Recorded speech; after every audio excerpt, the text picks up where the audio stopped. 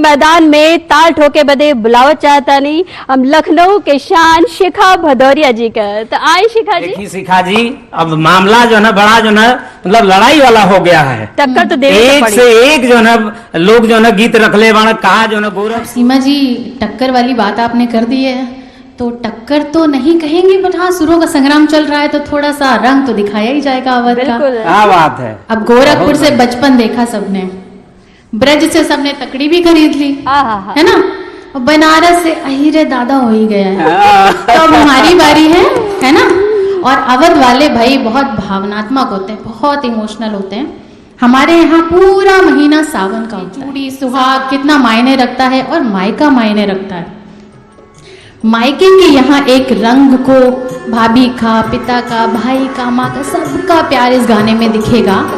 और ये सावन का गीत है मेहंदी, जिससे सभी चिर परिचित। कहाँ थे ये सहनियों का साथ, मेहंदी सावन की भाभी रानी रचा दो मेरे हाथ, मेहंदी सावन की, मेहंदी सगुन की मायके से आई चली नहीं हर, चली नहीं हर मिलन के साथ, मेहंदी सावन की भाभी रानी रचा दो मेरे हाथ, मेहंदी सावन की, हरी मेहंदी के हरे हरे हाथ, मेहंदी सावन की भाभी रानी रचा दो मेरे हाथ, मेहंदी सावन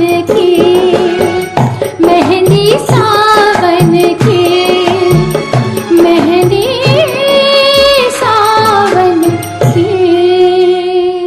बहुत सुंदर शिखा जी, रउआ तो एकदम गांव के याद दिला देली, सावन के याद दिला देली। एकदम एक कार्यक्रम में चार चांद लग गई।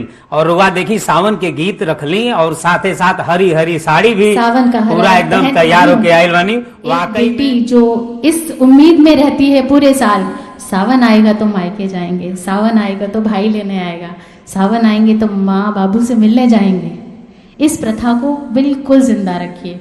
अपनी बेटी भी भेजिए और दूसरे की बेटी भी, जिसको आप लाए हैं उसे भी मायके भेजिए, और जो आपके घर की उसे बुलाइए। बिल्कुल देखा, हमें तो अपन नैहरे याद आई गए। ओहो, ऐसा एक गायन के हम का कही हमार तो आंख भरा। यही से तो हमनी के कार्यक्रम के नाम है लोक रंग सुरों के संग।